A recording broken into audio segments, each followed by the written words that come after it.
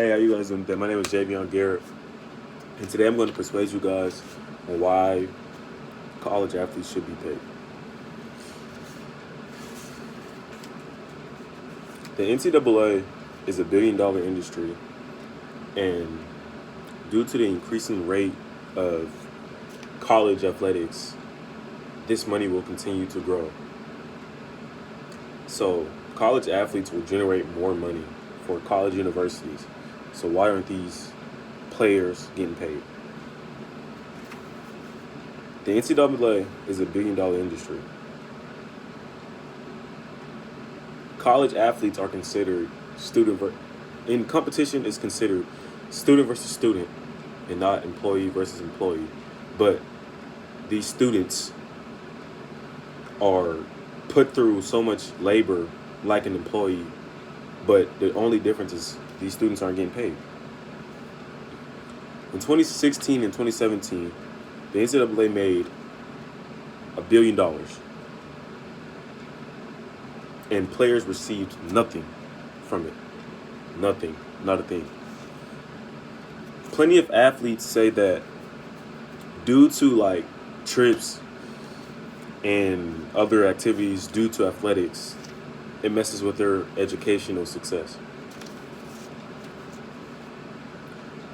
According to CBS Sports, 54% of athletes don't have enough time to study, and 80% of athletes miss class due to trips and other extracurricular activities due to these sports.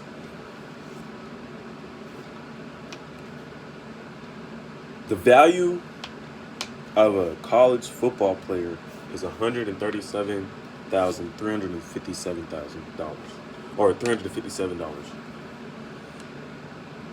An average basketball player is worth $289,031, according to Business Insider. So you're telling me that they're worth this much and are receiving no pay at all? They made rules. The NCAA made rules, and as in the NCAA made rules in certain, or whatever you want to call them, to not let these athletes receive their full worth. 50%, even if they give off 50%, it would mess up the entire industry of the NCAA.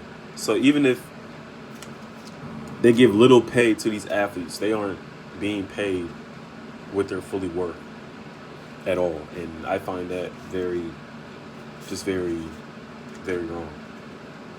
As you should too. So far I explained to you what the NCAA is, certain struggles athletes go through educationally wise, and I explained to you the worth of college athletes. Only two sports. I mean, there's plenty of sports in college athletes, in college athletics.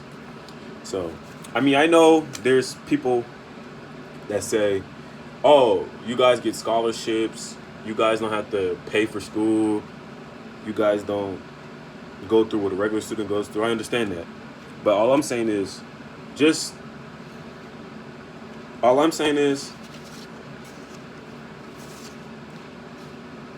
compared to, I'm gonna put it like this. So compared to like workers. So say you work a job and you go to work to get money, right? And that's called labor. They call it labor. You working and giving your body up, do this and that, but you get paid for it. The only difference is we don't get paid. Like, yeah, we get scholarship, but at the same time, there's regular students that get scholarship too. So it's like, we don't get paid for working, but you get paid for working. So you see what I mean? Plus, there's short-term and long-term body damage just on the commitment to just like long-term, short-term body damage because we don't get paid to take care of our bodies. According to CBS Sports, a lot of players saying that if they got the money to take care of their bodies, they would have the best bodies ever. So you should take that into, you should think about that too. And think about like long term, once we're like 60, 70, we'll be, our body years will be done, just be done. We can't enjoy life because we're hurt just off the NCAA, like previous events and previous history with sports. So we can't take care of our body. We didn't have the money to, so we just gonna have to go through it. Graduation rate. The graduation rate will rise. So, like, this was free experience. So, a lot of players go to college to get to their dream professionally. And professionally, they want to get paid to take care of their families.